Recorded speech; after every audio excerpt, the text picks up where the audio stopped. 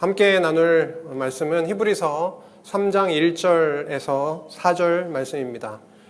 히브리서 3장 말씀인데요. 3장 1절에서 4절까지 함께 봉독하겠습니다. 3장 1절에서 4절입니다. 시작. 그러므로 함께 하늘의 부르심을 받은 거룩한 형제들아, 우리가 믿는 도리의 사도이시며 대제사장이신 예수를 깊이 생각하라. 그는 자기를 세우신 이에게 신실하시기를 모세가 하나님의 온 집에서 한 것과 같이 하셨으니 그는 모세보다 더욱 영광을 받을 만한 것이 마치 집 지은 자가 그 집보다 더욱 존귀함 같으니라. 집마다 지은 이가 있으니 만물을 지으신 이는 하나님이시니라.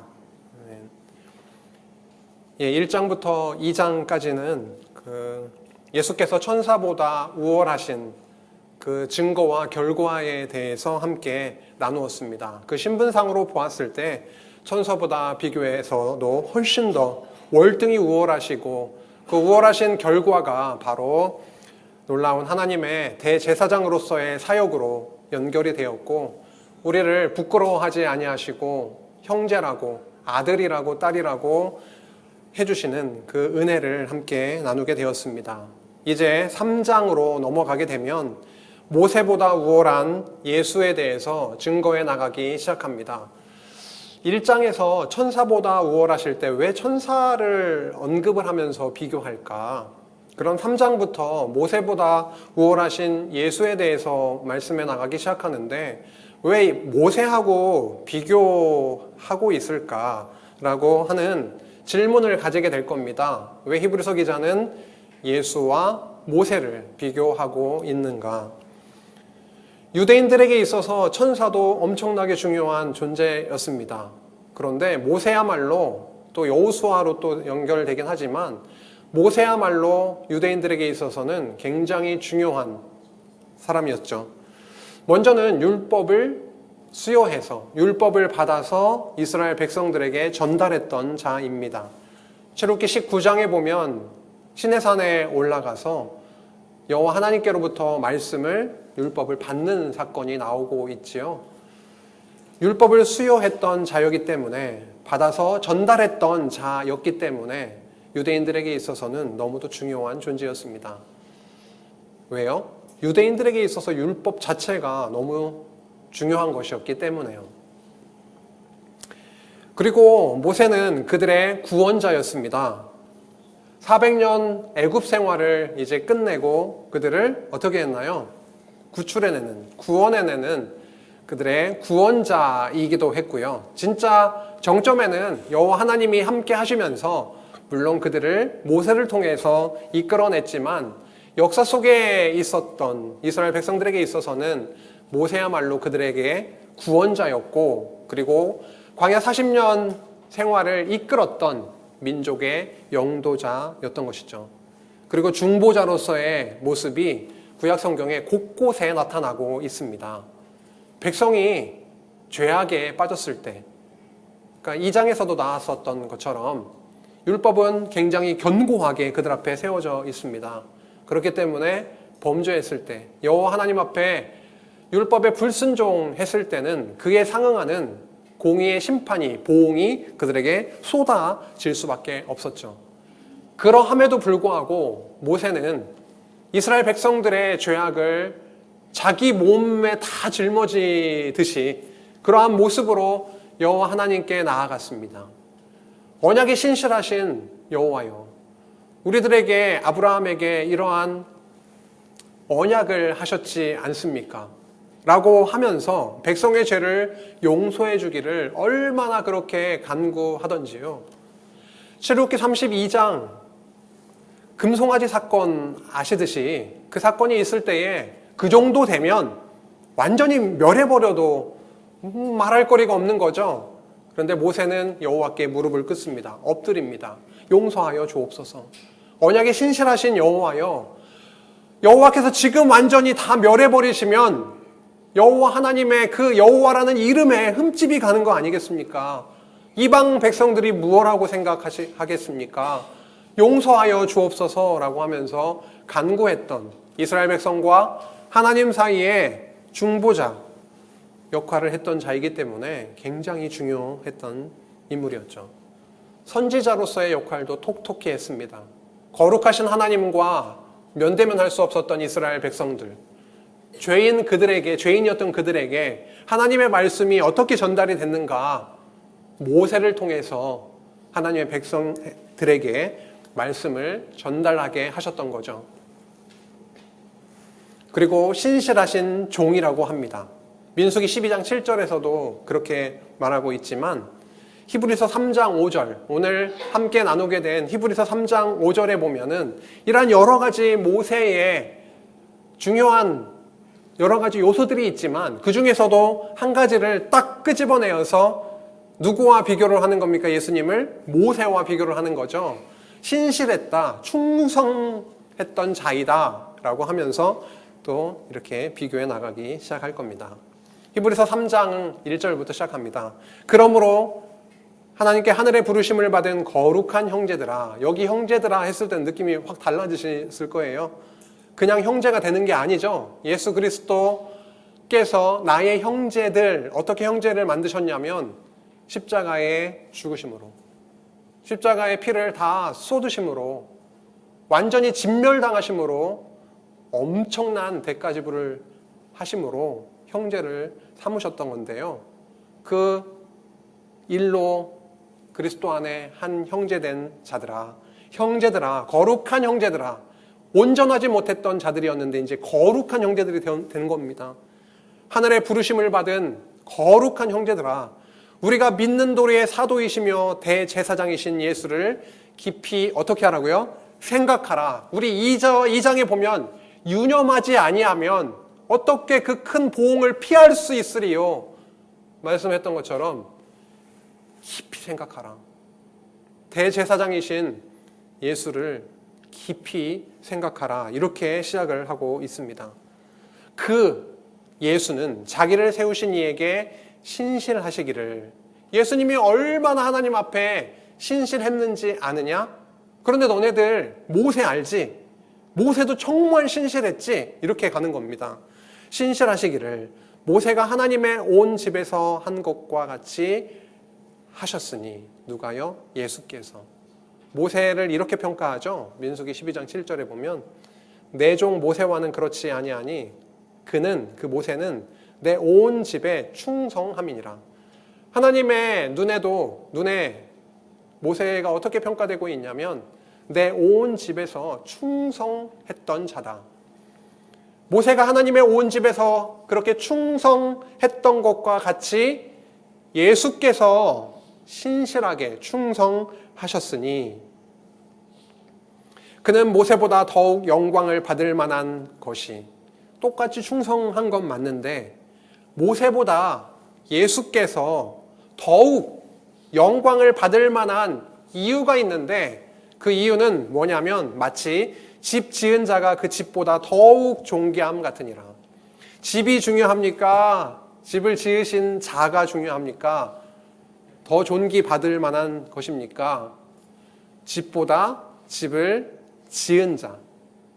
다시 말해서 이 만물 중에 그 무엇 혹은 누구를 하나님하고 비교할 수가 있겠어요? 창조자 되신 하나님이 가장 존귀하고 영광스럽고 한 것처럼 그 집은 집 지은 자보다 훨씬 더 못한 것처럼 그 집 지은 자가 지어진 집보다 훨씬 더 존귀한 것처럼 모세하고 예수를 비교하면 예수가 훨씬 더 존귀하시다, 이렇게 말하고 있는 겁니다. 집마다 지은 이가 있으니 만물을 지으신 이는 하나님이시니라. 이제 진짜 하고 싶은 얘기를 하는 거죠. 예수님이야말로 어떠하신 분이십니까? 우리가 1장 2절에서 이미 확인한 바가 있습니다. 예수님은 하나님의 아들로 오셔서 하나님의 아들이셔서 만유의 상속자 되시는 그런 분이심과 동시에 그리스도, 그 하나님의 아들 예수로 말미암아 모든 세계를 어떻게 하셨다고요? 지으셨다라고 하는 겁니다. 하나님 아들 예수가 이 땅에 오셔서 지금 어떠한 존재이시냐면 이 모든 만물을 지으신 분, 집을 지은 자가 더 존귀한 것처럼 모세가 충성한 건 맞는데 그 모세보다 훨씬 더 존귀하신 분이 바로 예수님이시다라고 말씀하는데요. 5절에 보면 이렇게 설명해 나가고 있습니다. 또한 모세는 장래에 말할 것을 증언하기 위하여 하나님의 온 집에서 종으로서 신실하였고, 이 신실하다, 이게 충성하였다 이런 말인데요. 종으로서 신실했다라고 표현하고 있습니다. 종으로서 신실했다. 천사하고 비교할 때도 천사는 섬기는 종 이렇게 되는 거 아니겠습니까? 아들을 섬기는 종에 불과한 존재들이다. 모세하고 비교할 때도 모세는 종으로서 신실한 자였다. 그리고 어떤 자였다고요? 장래에 말할 것을 증언하기 위하여 세워진 자였다. 장래에 말할 것을 증언하기 위해서. 결국 오실 예수 그리스도에 대해서 나타내 보여주시려고 누구를 세운 겁니까? 모형적으로 모세를 세우신 거였다는 거죠. 결국 모세를 통해서 그리스도를 바라보게 하시고, 모세를 통해서 전해졌던 모든 말씀들이 결국은 그리스도를 지향하고 있고, 모세 자체가 존귀하고 너희들이 지금 막 따라야 할 그런 대상이 아니라 정말 모세와 예수님을 비교했을 때 예수님이 훨씬 더 존귀하고 존경받아야 될 그런 대상이시다. 왜냐하면 이렇게 나오는 겁니다. 그리스도는 하나님의 집을 맡은 아들로서 그와 같이 하셨으니 우리가 소망과 확신과 자랑을 끝까지 굳게 잡고 있으면 우리는 그의 집이라. 모세는 종으로 충성했습니다. 그런데 그리스도 예수는 하나님의 아들로 충성했습니다. 모세는 어떻게 되냐면요. 모세는 하나님의 집에서 뭘로요? 종으로 충성했습니다. 예수 그리스도는요, 하나님의 집을 맡은 아들로 충성했다라고 하는 것입니다. 일부러 이렇게 지금 비교를 하고 있는 거거든요. 모세와 그리스도를. 하나님의 집에서, 하나님의 집 안에서, 영어로 하면 하나님의 집에 속해서 종으로서 그 집을 위해서 충성했던 자, 그리고 앞으로 전해질 그 그리스도를 위해서 봉사하고 충성했던 자. 그런데 그리스도는 하나님의 집을 맡은 자, 아들로서 오버라고 되어 있습니다. 에피라고 하는 건 그 헬라어는 그 위에라고 하는 뜻이거든요. 그 그 집을 완전히 다스리고 관장했던, 정말 그 위에서 다스리는 아들의 그 내용을 비교하고 있습니다. 그래서 모세보다 아들 그리스도가 훨씬 더 우월하시다. 이렇게 자꾸만 설명해 나가고 있는 것입니다. 그래서 3장 1절에서 6절까지가 모세는 종으로, 예수는 아들로 충성했다라고 하는 것에 대해서 밝혀주고, 이제 7절로부터 11절까지는요, 예수가 모세보다 우월하시다. 그런데 성경적 근거가 있을 텐데요. 그 성경적 근거에 대해서 밝혀주는 내용이 3장 7절에서 11절까지 나오고 있습니다. 성경적 근거들이 이제 나오겠네요. 그러므로 성령이 이르신 바와 같이 오늘 너희가 그의 음성을 듣거든. 1장은요, 하나님께서 말씀하셨다라고 하는 것을 강조하고 있었습니다. 하나님께서 선지자들을 통해서 말씀하셨다. 1장으로 시작을 했고요. 2장에서는 그리스도께서, 주께서 말씀하셨다. 아까 기억나시나요? 주께서 말씀하신 내용을 강조했었고요. 3장으로 와서는요, 누가요, 이제? 성령께서 말씀하시는 것을 언급하고 있습니다. 참 신기하네요. 계속해서 성부, 성자, 성령, 그 삼위 하나님의 말씀. 아까도 그리스도를 그 큰 구원에 대해서 증거하실 때도 성부, 성자, 성령께서 증거하셨던 거 말씀하셨고요. 참 히브리서는 굉장히 균형적으로 그 삼위 하나님에 대해서 굉장히 강조하고 있음을 보게 됩니다. 그러므로 성령이 이르신 바와 같이도 오늘 너희가 그의 음성을 듣게 되거든 이라고 합니다. 그 음성을 듣거든 광야에서 시험하던 날에 거역하던 것 같이 너희 마음을 완고하게 하지 말라라고 말씀하네요.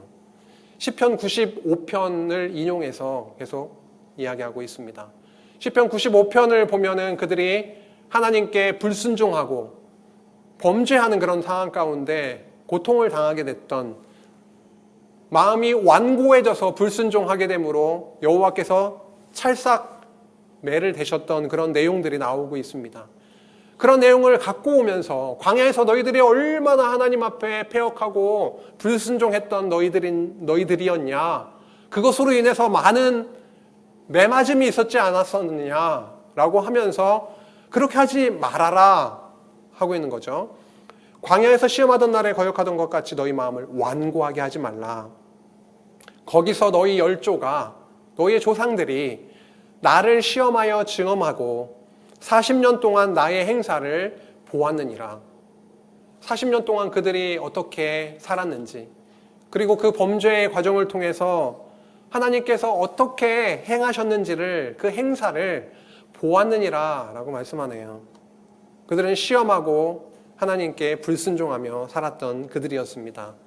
민수기 말씀을 조금 이렇게 볼까요? 요약적으로요. 40년 광야 생활에 있어서 이스라엘 백성들이 어떠한 모습이었는지를 함께 보겠습니다. 1차 시련, 2차 시련, 3차 시련, 시련의 과정을 통해서 결국 하나님은 무엇을 이루어내시냐면 자손 번창을 이루어내십니다. 세대를 교체시키시는 거죠.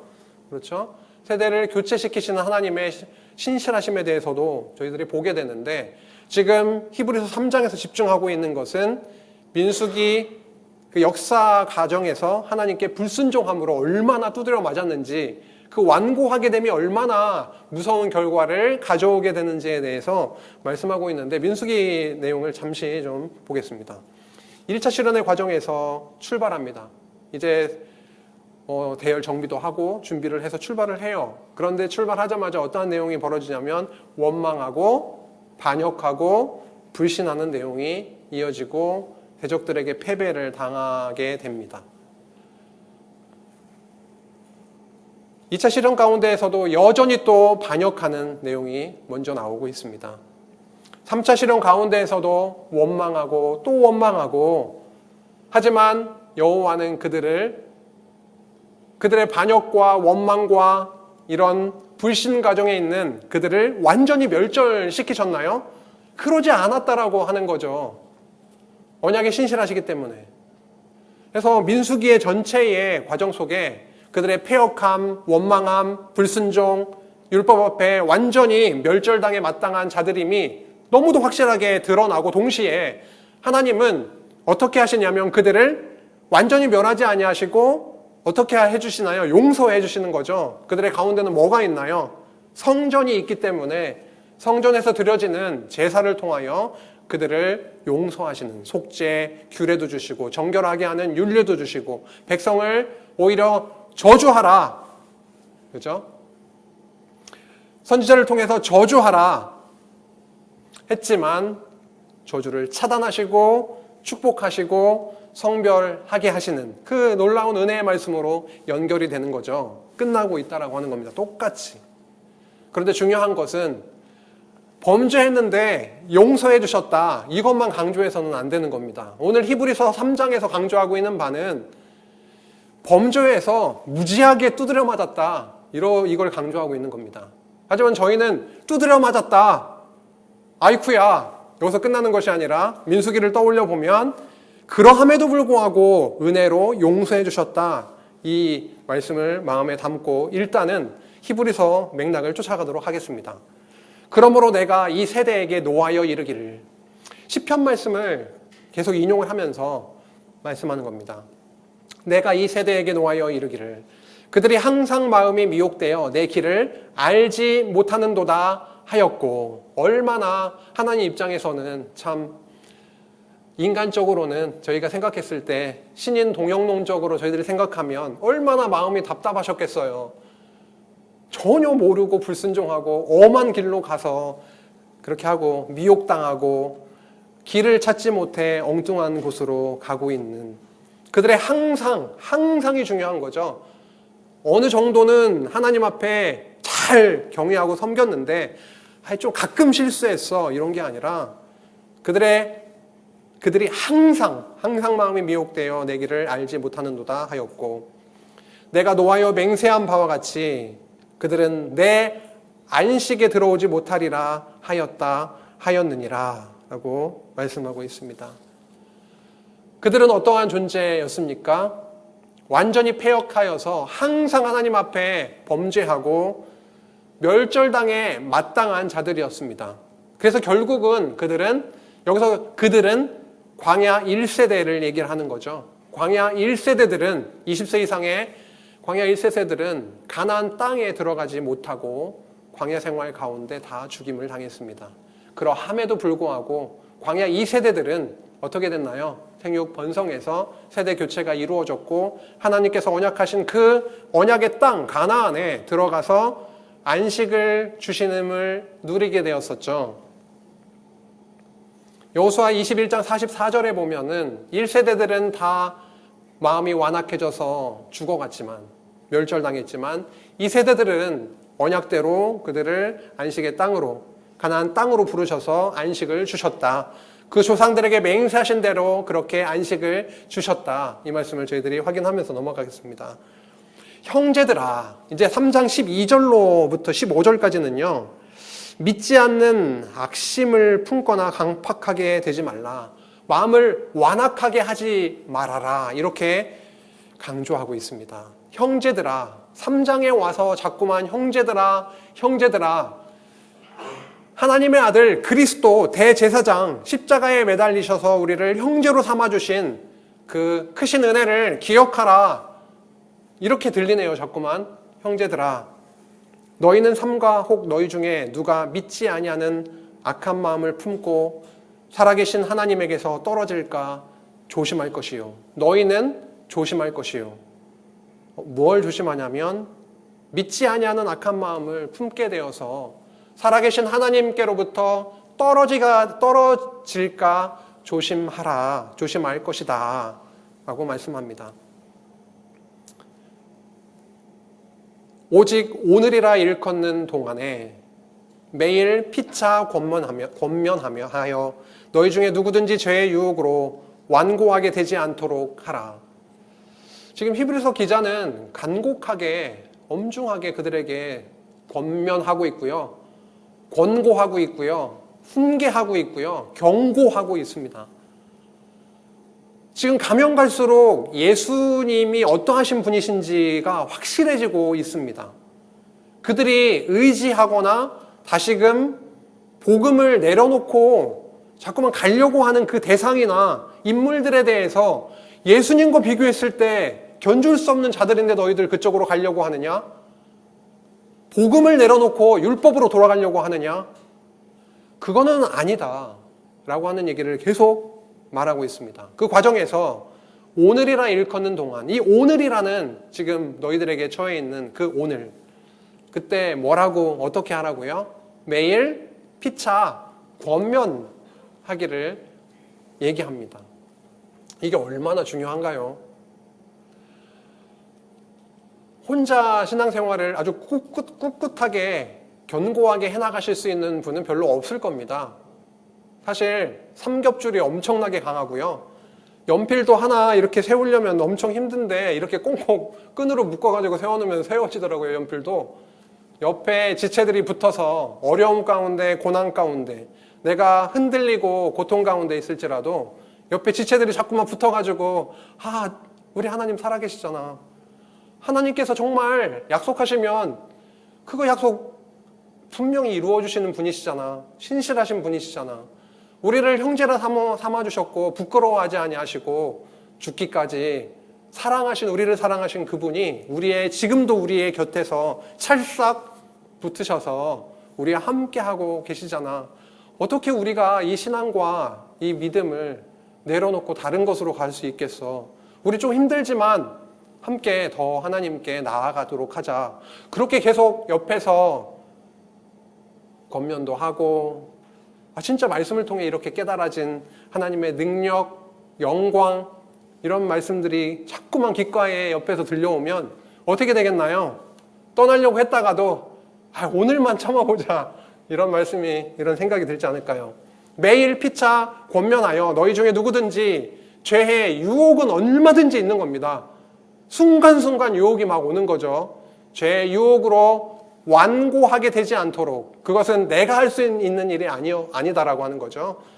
성령께서 우리의 지체들을, 우리의 가족을, 우리의 형제들을 움직이셔서 결국은 말씀 안에 함께 묶여지게 하는, 결국 그래서 앞에서 말씀하신 형제, 그 가족, 그 함께하게 하시는 그 공동체, 이런 게 굉장히 중요한 거다라고 하는 거죠. 그래서 뒤에 가면 모이기를 패하는 자들에 대한 언급도 나오고 있지만 결국 모임을 통해서 하나님에 대해서 알아가는 거니까요.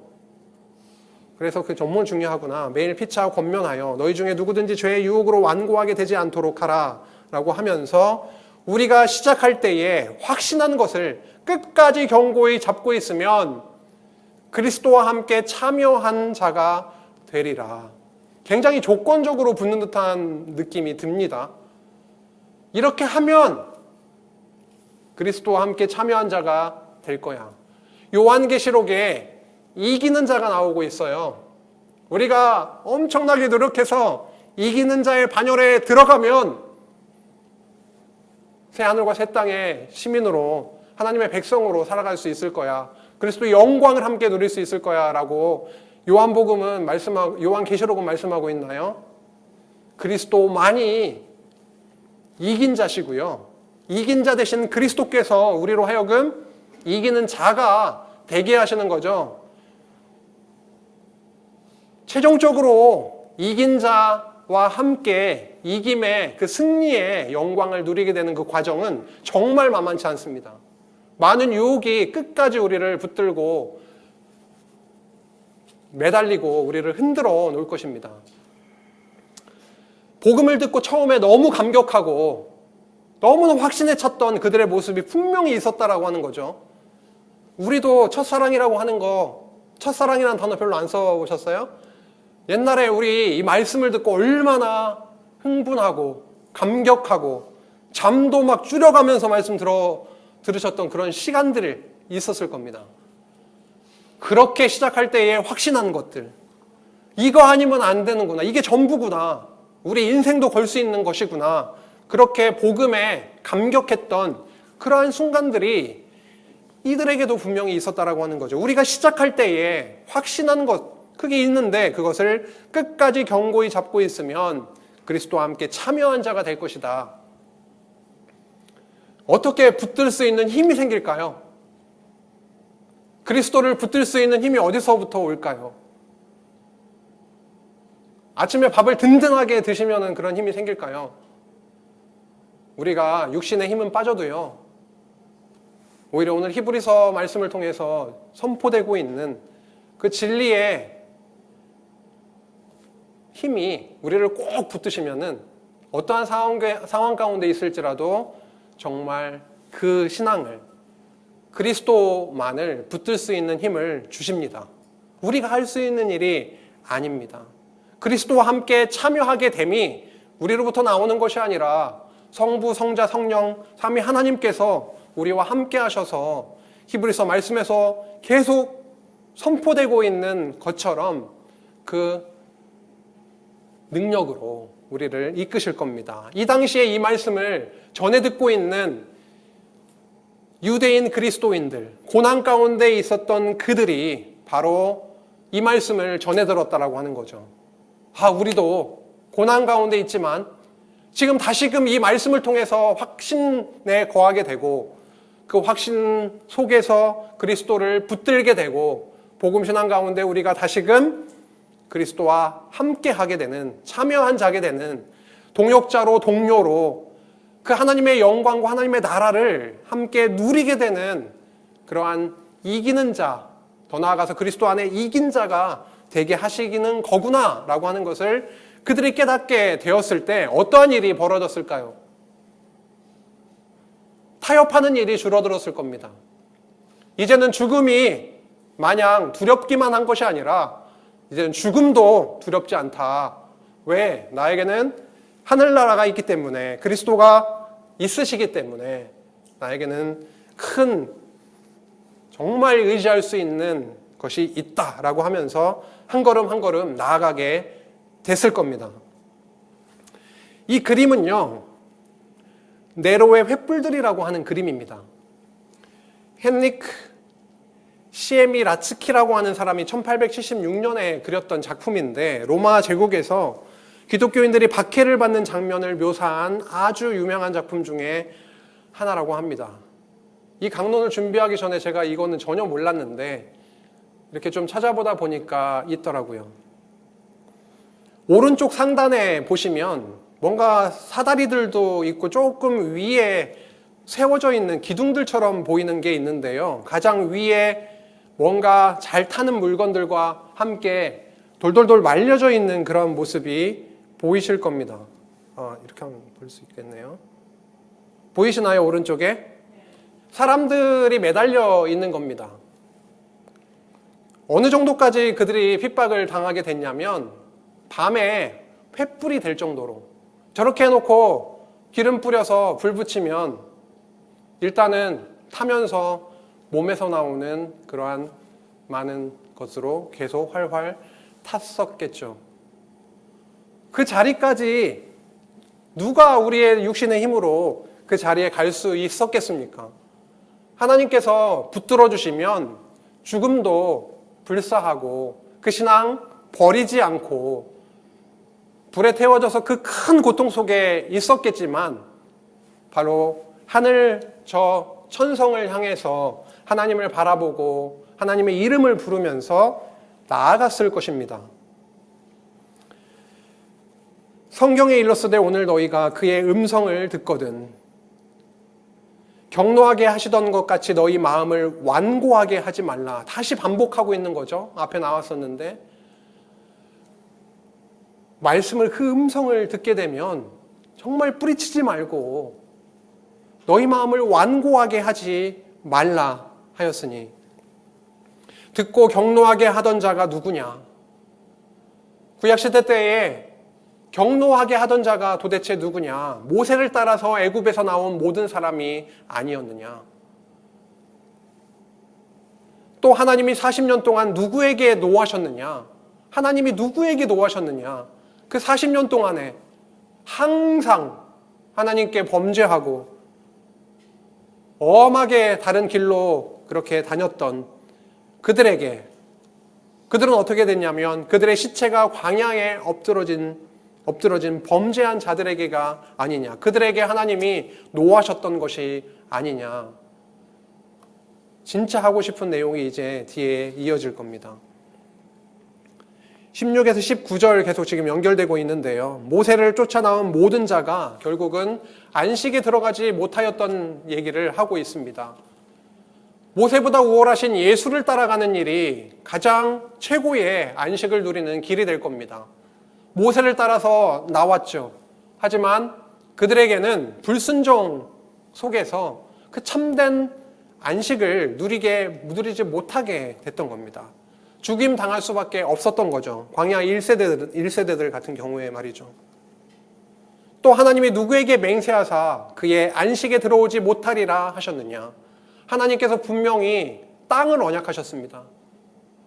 자손도 언약하셨지만 땅을 언약하셨어요. 가나안 땅에 들어갈 수 있는 자들은 광야 1세대가 아니라 마음을 완악하게 하여서 범죄 가운데 있어서 죽임 당할 수밖에 없었던, 죽게 되었던 1세대가 아니라 은혜로 2세대가 들어가게 되었던 건데요. 하나님이 누구에게 맹세하사 그의 안식에 들어오지 못하리라 하셨느냐? 곧 순종하지 아니하던 광야 1세대들이 아니냐? 모세를 따라 나왔던 1세대들이 아니냐? 육신, 옛사람이 살아있었던 바로 1세대들이 아니냐? 바로 죽고, 겉사람은 죽고 1세대들은 죽고 다시 태어나는, 정말 그리스도 안에서 다시 태어나는, 지금 신약으로 말하면요, 그 2세대들이 은혜로 바로 그 안식의 땅에 들어가게 됐던 겁니다. 1호 보건대, 이제 마지막입니다. 1호 보건대 그들이 믿지 아니함으로 능히 들어가지 못한 것이다. 예수를 그리스도로 믿지 못하게 되면 예수를 그리스도로 믿는 그 복음, 그 참신앙을 이제 던지고 다른 길로 가게 되면, 다시 말해서 유대주의를 다시금 선택하게 되면, 그리스도를 떠나게 되면 어떻게 되는 겁니까? 너희들은 안식에 들어가지 못한다. 엄청나게 강하게 지금 호소를 하고 있는 겁니다. 경계를 하고 있는 것이죠.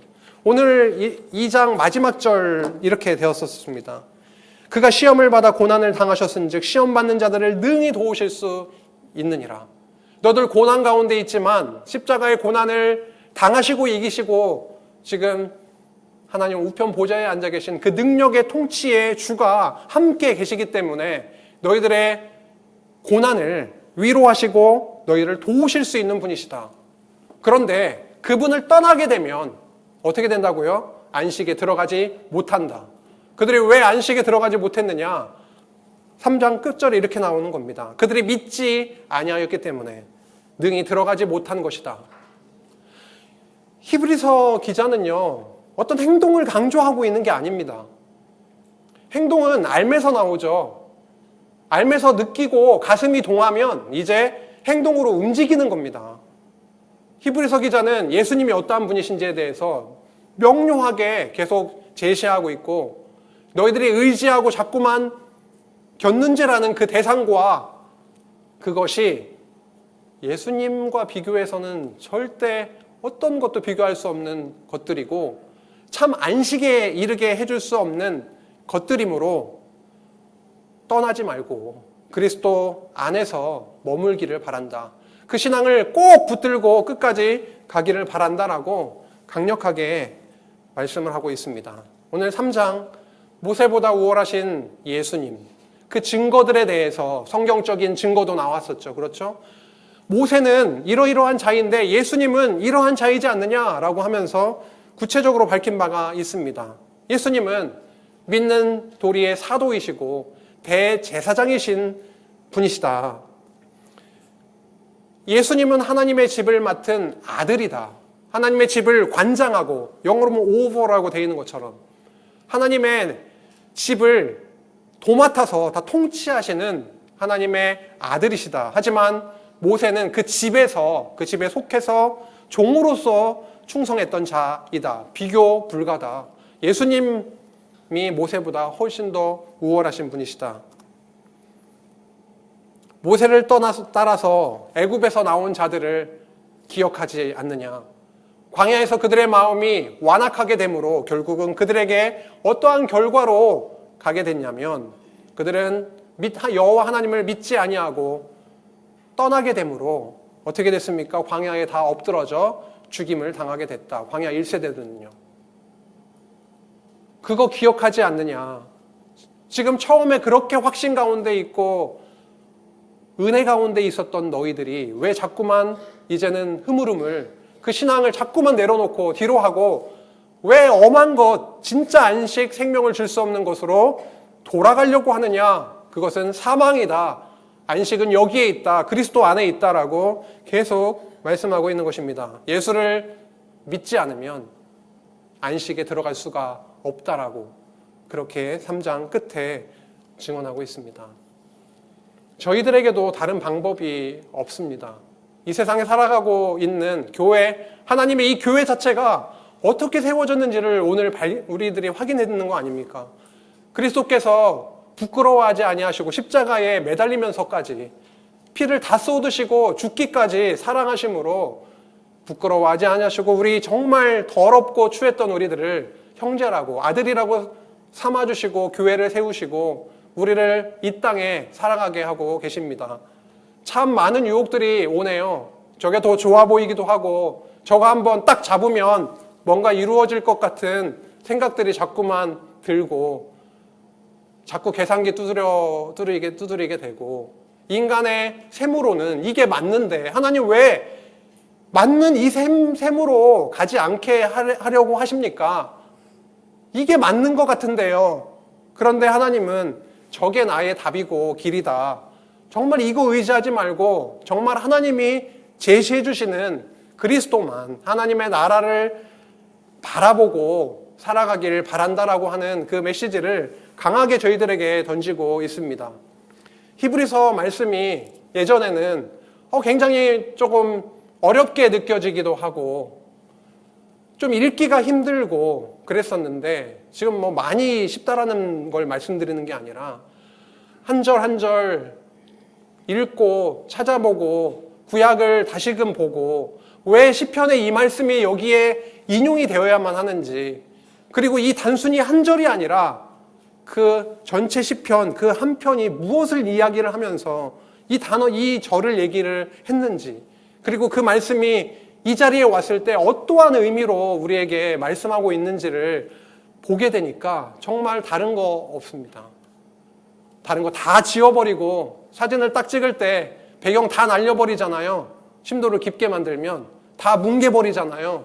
우리들에는 히브리서를 통해서 우리의 눈앞에 주변에 있는 잡다한 것들이 다 뭉개져 버리고 예수 그리스도 한 분만 우리 안에 너무도 명확하게 딱 보이고 우리 마음에 새겨지게 하시기를 간절히 바랍니다.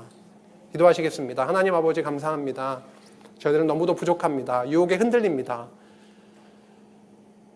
정말 하나님만, 예수 그리스도만 의지하고 살아가기를 바라는 마음이 우리 안에 있습니다. 우리의 마음과 생각을 자꾸 뒤흔들어 놓는 많은 것들이 있습니다. 하나님, 그러한 것들을 다 내려놓게 하시고 참 하나님의 나라를 바라보고 그리스도의 십자가의 은혜를 저희들 마음속에 새기며 하루하루 고난 가운데 있을지라도 참 은혜와 소망 가운데 살아갈 수 있도록 주님 인도하여 주옵소서.